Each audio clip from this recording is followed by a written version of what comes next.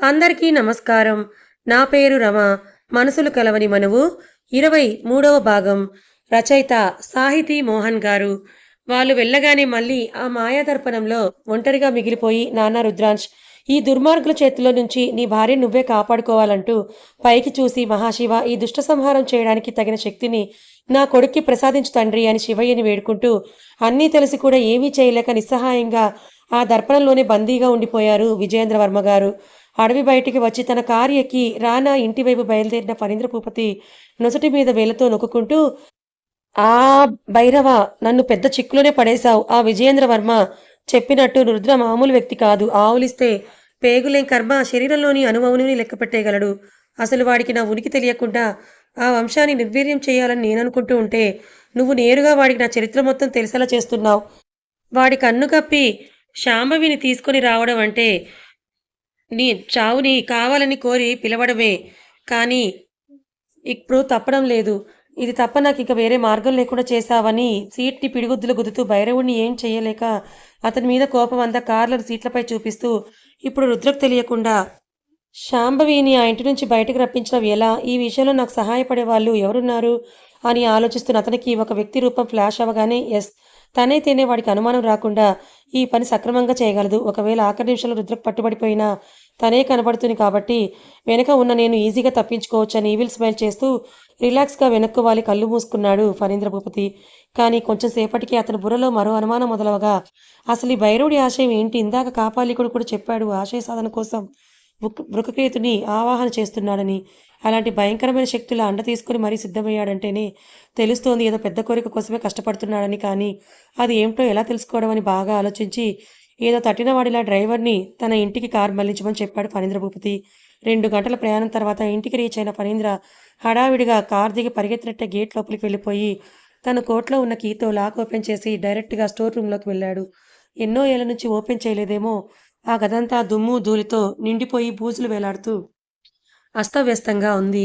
అలా అడ్డొచ్చిన వాటిని చేత్తో తొలగించుకుంటూనే తనకు కావాల్సిన దానికోసం వెతకడం మొదలుపెట్టాడు ఫణీంద్ర. అతని వెతుకులాట ఫలించి పాతకాలపు ట్రంక్ పెట్టె ఒకటి తన కళ్ళకు కనిపించింది. దాన్ని చూసి ఆనందపడుతూ ఆ పెట్టెని తీసుకొని హాల్లోకి వెళ్లి టీపాయ్ మీద పెట్టి ఓపెన్ చేసి అందులోని వస్తువులన్నీ అటూ ఇటూ పడేస్తూ అడుగున ఉన్న డైరీని బయటకు తీశాడు. చాలా వరకు జీర్ణమైపోయి ఉన్న ఆ డైరీని చూస్తూ, నాకు కావాల్సిన సమాచారం ఇందులో ఖచ్చితంగా ఉండే ఉంటుంది. మా మామగారు ఆ రుద్రాభిషేకం చేసే అర్హత తన కోడళ్ళకి, కూతుళ్ళకి కూడా లేదని తెగ బాధపడిపోయేవారు. నేనంటే గిట్టకపోయినా కానీ ఆ శాంభవి పుట్టినప్పుడు మాత్రం తెగ సంతోషపడిపోయారు. బహుశా శాంభవి రుద్రాభిషేకం చేయడానికి అర్హత కలిగిన వ్యక్తి అని అప్పటికే ఆయనకు తెలిసుంటుంది అనుకుంటూ తను ఆయన్ని హత్య చేసిన రోజు నరేంద్రవర్మ గారి కారులో నుంచి ఆస్తి వివరాలు ఏమైనా రాశారేమో అని దొంగలించి దాచిన డైరీని ఇప్పుడు చదవడం మొదలుపెట్టాడు ఫణీంద్ర భూపతి. మీకు కూడా ఇది చదివితే ఫణీంద్ర భూపతి గతం గురించి తెలిసిపోతుంది. తనకు కావలసిన సమాచారం కోసం ఆ డైరీని తీసి వెతకడం ప్రారంభించాడు. పేజీలు తిప్పుతున్న అతనికి ఇన్నేళ్ల నుంచి చూసిన మా ఎదురుచూపులు ఫలించాయి.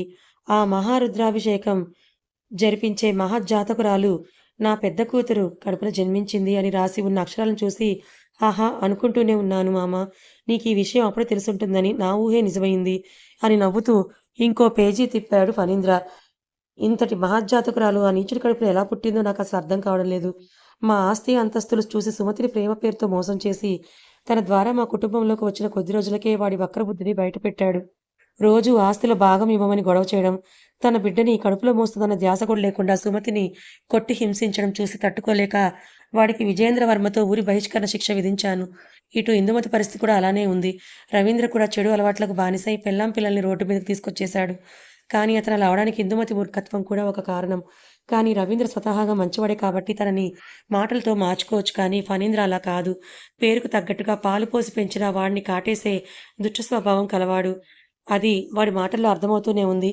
వాడికి కేవలం మా ఆస్తి మాత్రమే కావాలి. పెళ్ళాం పిల్లలు కూడా అవసరం లేదు. అలాంటి వాడు నిన్నటికి నిన్న వాడి కూతురు పుట్టిందని తెలిసి నా కూతురు నాకిచ్చేయండి అని నాన్న రభస చేశాడు. అది కూతురి మీద ప్రేమతో కాదు, ఆమె ద్వారా ఆస్తి రాబట్టొచ్చన్న దురాలోచనతో అని నాకు తెలుస్తూనే ఉంది. ఇప్పటికే అలాంటి వాడిని ప్రేమించిన ఆమె మోసపోయి ఇంటి పరువు తీశానని బాధతో కృంగిపోతోంది సుమతి. ఇప్పుడు వాడు తన కూతుర్ని ఇవ్వమంటున్నాడని తెలిస్తే ఏమైపోతుందో అందుకని నేను ఒక నిర్ణయానికొచ్చాను. రేపే ఎవరికీ తెలియకుండా నా కూతుర్ని, మనవరాల్ని ఒక సురక్షితమైన ప్రదేశానికి పంపించేయాలనుకుంటున్నాను. మళ్ళీ తను పెళ్ళిడికి వచ్చిన తర్వాతే తిరిగి ఈ సంస్థానానికి తీసుకొస్తాను. అప్పుడు తనకి తగిన వరుణ్ణి వెతికి పెళ్లి జరిపించి తన చేతే ఆ సంవత్సరం కార్తీక పౌర్ణమి రోజున అడవిలోని మా పూర్వీకులు కట్టించిన ఆలయంలోని కొలనులో దాగున్న శ్రీ మహావిష్ణువు యొక్క శంఖంలోని నీటితో ఆ ఆలయంలోని శివయ్యకి మహారుద్రాభిషేకం జరిపిస్తాను. కానీ ఆ జలం యొక్క పవిత్రత శక్తి గురించి తెలిసిన కొందరు దుష్టులు ఆ శంఖాన్ని బయటకు తీశాక దానిని అపహరించాలని ఆ తీర్థం సేవించి అమరులై సమస్త సృష్టిని తమ అధీనంలోకి తెచ్చుకోవాలని శతవిధాలా ప్రయత్నిస్తున్నారు. కానీ ఈ నరేంద్ర వర్మ కంఠంలో ప్రాణం ఉండగా అది జరగనివ్వను అని రాసున్న అక్షరాలను చదివి ఫణీంద్ర నవ్వుతూ, అందుకేగా మామ ఆ తెల్లారే నా కూతురి దొంగిలించి దాన్ని అడ్డం పెట్టుకొని నీ ఆస్తి కొట్టేయాలనుకున్నాను. కానీ నువ్వు నేననుకున్నట్టు చేయకుండా నీ మనవరాల్ని కాపాడుకుందామని వచ్చి నా చేతిలో శివ సాన్నిధ్యం పొందావు. కానీ నీ కొడుకు నువ్వు పోయావని బాధపడుతూ కూర్చోకుండా నా వెంట పడ్డాడు. ఆ విజయేంద్రవర్మ ఒక్కడే కాదు, ఆ రోజు నువ్వు నా చేతుల్లో చనిపోయావని తెలిసి ఊరంతా నా కోసం గాలింపులు మొదలుపెట్టారు. ఇక నేను మీకు ఎటూ దొరికిపోతానని అర్థమయ్యే నా కూతురు మీకు దక్కకుండా చేస్తే మీరు బాధపడుతూ ఉంటారు. ఆ బాధను చూసి సంతోషిద్దామని ఆనాడు తనని గుడిలోని చెట్టు కింద పడుకోబెట్టి అక్కడి నుండి పారిపోయాను. ఆ తర్వాత తెలిసింది దాన్ని ఒక అనాథ శరణం నడిపే విమల అనే ఆవిడ తీసుకెళ్లి అక్కడే పెంచుతోందని. ఆ విషయం తెలియని విజయేంద్రవర్మ అక్క బాధ చూడలేక నా కూతురి కోసం ఊళ్ళు రాష్ట్రాలు గాలిస్తున్నా ఆమె గురించిన ఏ ఆలోచనకి తెలియనివ్వకుండా జాగ్రత్త పడ్డాను. ఆ దిగులుతోనే కదా నీ కూతురు, అదే నా భార్య కూడా ఆరోగ్యం క్షీణించి చనిపోయిందని నవ్వుతూ, కానీ మామ ఆ రోజే ఈ డైరీ నేను చదివి ఉంటే ఇన్నాళ్ళు ఇలా సమయం వృధా చేసేవాడిని కానంటూ, సరేలే ఇప్పటికైనా మించిపోయింది ఏముంది, నువ్వు ఇందులో రాసినట్టుగా శాంభవి చేత కార్తీక పౌర్ణమి నాడు ఆలయ కొనలలోని శంఖం బయటకు తీయబడుతుంది. కానీ నువ్వు కోరుకుతున్నట్టు ఆ జలంతో శివయ్యకు అభిషేకం జరగదు. ఆ భైరవుడు కలలు కంటున్నట్టు వాడి చేతికి చిక్కదు. కేవలం నేను అనుకున్నట్టు మాత్రమే జరుగుతుంది అని చేతిలోని డైరీని మూసేసి పెద్దగా నవ్వుతూ ఉంటాడు ఫణీంద్ర భూపతి. ఈలోగా తనకి రానా నుంచి కాల్ రావడంతో ఆ డైరీని తీసుకొని రానా ఇంటికి వెళ్ళాడు. లోపలికి వస్తున్న ఫణీంద్రను చూసి, ఇంత సడన్గా ఎక్కడికి మాయమైపోయావు? నేను శాంభవిని తీసుకొచ్చుకుంటాను అనేసరికి నా పక్కన ఉన్నందుకు ఆ రుద్రాష్ నిన్నేమైనా చేస్తాడని భయపడి పారిపోయావా ఏంటి అన్నాడు రానా నవ్వుతూ. అతని మాటలు విని తను కూడా నవ్వుతూ, లేదు రానా, ఆ రుద్ర వల్ల నువ్వు కోల్పోయిన డబ్బుకి రెండింతలు డబ్బుతో పాటు వాని నా అడ్డు తొలగించి శాంభవిని శాశ్వతంగా నీ దగ్గర ఉండేలా చేయడానికి కావాల్సిన ఏర్పాట్లు చేసి వస్తున్నాను అన్నాడు ఫణీంద్ర భూపతి. అది విని అయోమయంగా తన వైపు చూస్తున్న రానాని చూస్తూ, ఏంటి రానా, నా మాటల మీద నీకు నమ్మకం కలగట్లేదా? అయితే నేను చెప్పేది విను, అప్పుడు నమ్ముతావంటూ భైరవుడి గుహలో జరిగిందంతా అతనికి చెప్తాడు ఫణీంద్ర. అదంతా విన్న అతను కోపంగా ఫణీంద్ర ముందుకు వచ్చి నుంచొని, అంటే ఏంటి, ఇప్పుడు నువ్వు నీ కూతురిని తీసుకువెళ్ళి ఆ మాంత్రికుడికి అప్పగిస్తావా అన్నాడు రానా.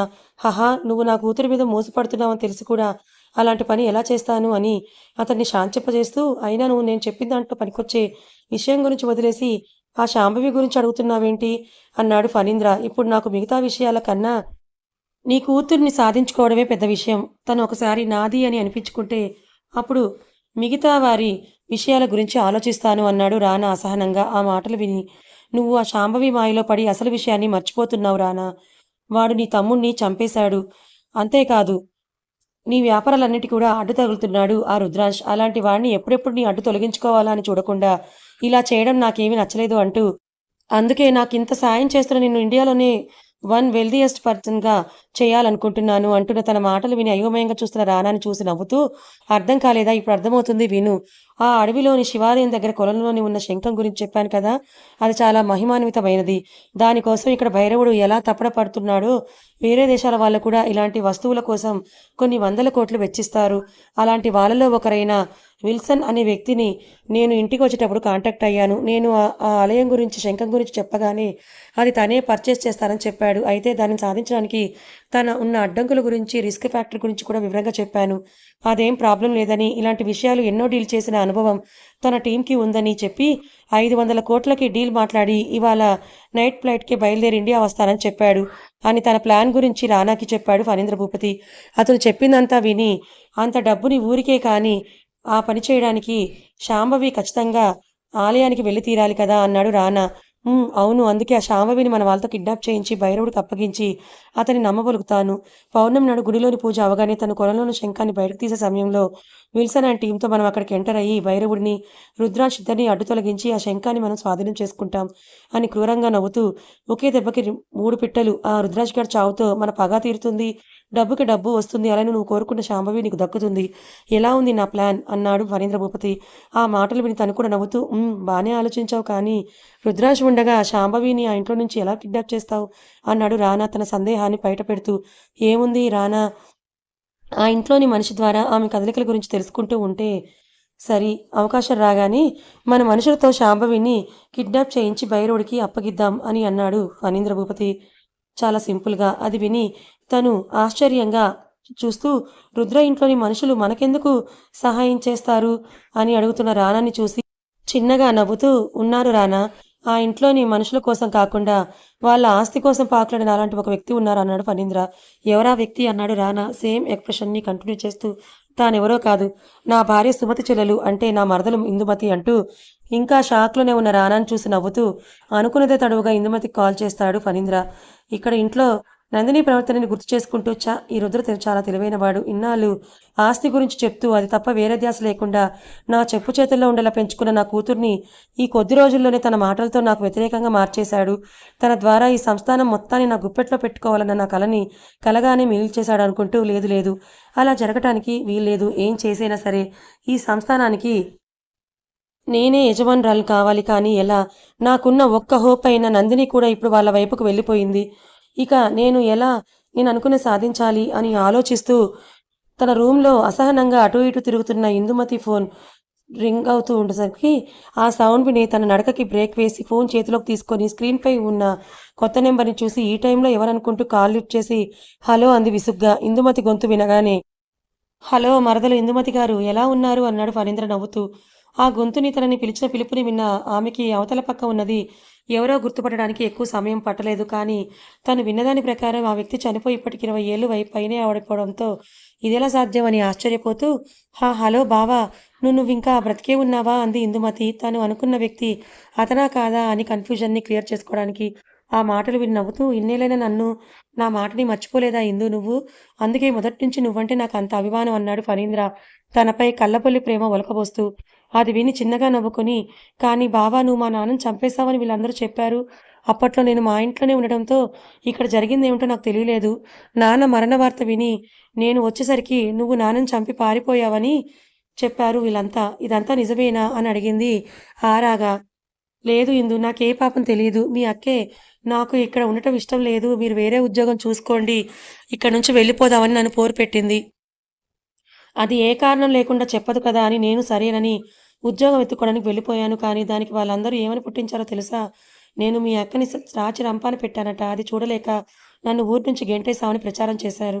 కనీసం కల్లారా నా కూతురిని చూసుకొని కూడా చూసుకోలేదు. అందుకే ఒక రాత్రి వెళ్ళి నా కూతురిని తెచ్చేసుకున్నాను. కానీ మీ అన్నయ్య విజయేంద్రవర్మ మనుషులు పెట్టి నన్ను కొట్టించి నా కూతుర్ని నా దగ్గర నుండి తీసుకుని వెళ్ళిపోయాడు. కానీ తనుంటే ఆస్తిలో భాగం ఇవ్వాలని రోజుల పసికందుని జాలి కూడా లేకుండా ఎక్కడో వదిలేశాడు. ఆ విషయం తెలిసి మీ నాన్నగారు తనని ప్రశ్నించేసరికి ఆయన్ని కూడా చంపేసి ఆ నేరం నాపై మోపారు అన్నాడు ఫణీంద్ర భూపతి ముసలి కన్నీరు కారుస్తూ. అతను చెప్పిందంతా తనకి నమ్మశక్యం కాకుండా ఉండేసరికి, బావ కానీ అన్నయ్య అలాంటి వాడు కారే అని అంది అనుమానంగా. అది విని ఆమె తన మాటలు నమ్మట్లేదని అర్థమై, నువ్వు నా మాటలు నమ్మట్లేదు కదా ఇందు, ఏం చేస్తావు? వాళ్ళు నిన్ను అంతలా మభ్యపెట్టారు. నీకు ఇంకో విషయం తెలుసా? నీ మొగుడు దురలవాట్ల వల్ల నీకొచ్చిన నష్టాన్ని కూడా వాళ్ళు లాభంగా మార్చుకున్నారు. ఎలానో తెలుసా? మిమ్మల్ని చేరదీస్తున్నామనే నెపంతో నీ మొగుడిని వాళ్ళ చేతి కింద పనివాడిగా చేసుకున్నారు. పాపం తమ్ముడు వాళ్ళ కన్నింగ్ ఆలోచనలు తెలియక మిమ్మల్ని ఆదుకున్నారన్న కృతజ్ఞతాభావంతో ఇన్నేళ్ల నుంచి వాళ్ళ కంపెనీలలో గొడ్డు చాకరీ చేస్తూనే ఉన్నాడు. పైగా నువ్వు గమనించావో లేదో, ఇంట్లో రుద్రకి వరుసని నీ కూతుర్ని ఉంచుకొని కూడా ఆ అనాథని తీసుకొచ్చి మరీ ఎందుకు పెళ్లి చేశారనుకుంటున్నారు? అదైతే ఈ ఆస్తిపాస్తుల గురించి పట్టించుకోదు కదా. ఇప్పటిదాకా పట్టెడు అన్నం తినడానికే కష్టంగా బతుకుంటుంది. అలాంటి దాన్ని తీసుకొచ్చి 3 పూటలా తిండి పెట్టి మంచి బట్టలిస్తే చాలు, అదే మహాభాగ్యంగా భావించి మాట్లాడకుండా ఉంటుందని అలా చేశారు. చూసావా వాళ్ళది ఎంత దూరాలోచనో అన్నాడు ఫణీంద్ర ఇందుమతి మనసులో విషబీజం నాటుతూ. అసలే వాళ్ళ మీద కోపంగా ఉన్న ఇందుమతి మీద అతని మాటలు బాగానే పనిచేశాయి. ఇక వేరే ఆలోచన లేకుండా తన మాటలు నమ్మేసి, అవును బావా, ఇప్పుడు నువ్వు చెప్పే వరకు నేను ఇంత దూరం ఆలోచించలేదు. నా కూతురులో లేనిది ఆ అనాథ పిల్లలో ఏముందా అని ఇలా హడావిడిగా పెళ్లి అనుకున్నానే కానీ వాళ్ళ మనసులో ఇంత కుట్ర దాగుందని ఊహించలేకపోయాను. ఆయన కూడా సరిగా దొరికారు వాళ్ళకి. నువ్వన్నట్టు ఆ కృతజ్ఞతతోనే నేను పొరపాటున వాళ్ళని ఏమన్నా అన్నా ఆయన అసలు ఊరుకోవట్లేదంటూ, మనకింత ద్రోహం చేసిన వీళ్ళని అస్సలు వదిలిపెట్టకూడదు బాబా. నువ్వే చెప్పు, వీళ్ళకి ఏ రకంగా బుద్ధి చెబుతామని అడిగింది ఆవేశంతో బుసలు కొడుతూ. ఆవిడ మాటలు విని ఇప్పుడు పడింది నా వలలో అని నవ్వుకుంటూ అలా అడిగావు బావుంది. నన్నంత కష్టపెట్టిన నా కూతురు, భార్య ఇద్దరూ లేకపోయాక వాళ్ళ మీద పగ సాధించి ఏం చేస్తానని ఇన్నేళ్లు సైలెంట్‌గా ఉండిపోయాను. కానీ ఇప్పుడు నా కూతురులాంటి నందినికి అమాయకురాలైన నా తమ్ముడు మరదల్ని కూడా మోసం చేస్తున్న నాకు చేసిన అన్యాయమే వాళ్ళకి చేస్తున్నారని తెలిసి సహించలేక వాళ్ళ ఆగడాలకి అడ్డుకట్ట వేయాలనుకుంటున్నాను. అందుకే ఇన్నేళ్ల తర్వాత నీకు కాల్ చేశాను అంటూ అన్నిటికంటే ముందు నీ కూతురి స్థానంలో ఉన్న అమ్మాయిని ఆ ఇంటికి దూరం చెయ్యాలి. అప్పుడు వంశోద్ధరణ కోసం వాళ్ళకి నీ కూతురు తప్ప వేరే దిక్కుండదు కాబట్టి నందినినే ఆ ఇంటి కోడలిగా చేసుకుంటారు. ఆ తర్వాత మనం ఆస్తి అంతా నందిని పేరు మీద మార్పించి వాళ్ళందరినీ ఆ ఇంటి పనివాళ్ళని చేద్దాం అన్నాడు ఫణీంద్ర. అప్పటిదాకా తన మనసులో ఉన్న కోరిక తీరడానికి దారులు వెతుకుతున్న ఇందుమతికి ఆ అవకాశమే తనని వెతుక్కుంటూ వచ్చినట్టుగా అనిపించేసరికి మనసులో తెగ సంతోషపడిపోతూ సరే బావా! నువ్వు చెప్పినట్టు చేద్దాం. ఈ రోజు కాదు కాదు ఈ క్షణం నుంచే ఆ శాంభవి కదలికలు గమనిస్తూ మనకు అనుకూలమైన సమయాన్ని గమనించి నీకు కబురందిస్తాను అంది పల్లికలిస్తూ. గుడ్. కానీ మనకెక్కువ టైం లేదు. వీలైనంత త్వరగా మన ప్లాన్‌ని అమలు చేయడానికి చూడు. ఒకవేళ అవకాశం దొరక్కపోతే నువ్వే అవకాశాన్ని కల్పించాలి సరేనా? అన్నాడు ఫణీంద్ర భూపతి. ఆ! సరే బావా! వీలైనంత త్వరగా గుడ్ న్యూస్‌తో ఫోన్ చేస్తానని చెప్పి కాల్ కట్ చేసింది ఇందుమతి. వాళ్ళ సంభాషణ జరుగుతున్నంత సేపు షాక్‌తో నోటి మీద చేతులేసుకొని బిగుసుకుపోయి నుంచున్న రానా కాల్ కట్టవ్వగానే మెల్లిగా నార్మల్ అవుతూ భూపతి గారు ఏం బుర్రండి మీది? నిమిషాల్లో అబద్ధాల్ని అలా దొర్లించారేంటండి? అంతా తెలిసిన నాకే ఒక్క నిమిషం మీరు చెప్తున్నది నిజమేనేమో అని అనుమానం వచ్చింది. అలాంటిది ఏమీ తెలియని ఆవిడ నమ్మటంలో ఆశ్చర్యం ఏముంది అంటూ మీలో ఇంత టాలెంట్ ఉందని నాకిప్పటిదాకా ఇన్ని రోజులు తెలియక మిమ్మల్ని చాలా తక్కువ చేసి మాట్లాడాను. ఇక నుంచి మీరే నా వ్యాపారాలకి సలహాదారులు అన్నాడు. అది విని నవ్వుతూ హహా! రానా! నువ్విలా కొత్తగా గౌరవం ఇచ్చి మాట్లాడుతుకు నాకేదోలా ఉంది. ఎప్పట్లా భూపతి అనే పిలువు అన్నాడు ఫణీంద్ర. అన్నన్నా అని ముక్కు మీద వేలేసుకొని తల అడ్డంగా ఊపుతూ అలా ఎలా? మీ టాలెంట్‌ని చూసాక కూడా మర్యాద ఇవ్వకపోతే ఎలా? పైగా అదొక్కటే కాకుండా మీరు నాకు పిల్లనివ్వబోతున్న మామ కూడా అన్నాడు నవ్వుతూ. ఆ మాటలు విని నవ్వుకుంటూ హాహా! పిచ్చి సన్నాసి. నా అనుభవం అంత లేదు నీ వయసు. అలాంటి నీకు ఎలా అర్థమవుతాయిరా నా మెదడులోని ఆలోచనలు. నా పేరే ఫణీంద్ర భూపతి. అంటే నాగుపాము లెక్క. అది పాలు పోసిన మనిషిని కాటేయడానికి కూడా వెనకాడదు. నేను కూడా అంతే. నా నోరొకటి చెప్తే చెయ్యి ఇంకోటి చేస్తది. అది నీ విషయంలోనైనా, ఇంకొకరి విషయంలోనైనా సరే. అది మీకు పౌర్ణమి ఈ రోజు లైవ్‌లో చూస్తే బాగా అర్థమవుతుందని మనసులో అనుకుంటూ కన్నింగా నవ్వాడు ఫణీంద్ర భూపతి. కథ ఇంకా ఉంది. ఫ్రెండ్స్ ఈ రోజంతా మీరు రుద్ర, శాంభవిల చిలిపి అల్లర్లు లేవని దిగులు పడకండి. ఇదంతా కూడా కథలో భాగమే. అసలు ఫణీంద్ర ఎందుకు ఇదంతా చేస్తున్నాడో, తన గతమేంటి, తన మోటివ్ ఏంటి తెలుసుకోవాలంటే ఇదంతా మీకు తెలియాలి కదా! అందుకే ఇప్పుడు సొంత కూతురిని కూడా చూడకుండా తన స్వార్థం కోసం, తన స్వలాభం కోసం ఇదంతా చేస్తున్నాడు ఫణీంద్ర. మరి ఫణీంద్ర, రానా ఈ భైరవులని ఎలా ఎదుర్కొనబోతున్నారు మన రుద్రాజ్, శాంభవీలు?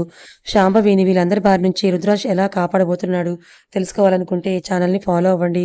కథ నచ్చితే లైక్ చేయండి. మరి కొంతమందికి షేర్ చేయండి. ఇలాంటి మరిన్ని మంచి కథల కోసం ఛానల్‌ని సబ్స్క్రైబ్ చేసుకోండి. Thank you so much for watching.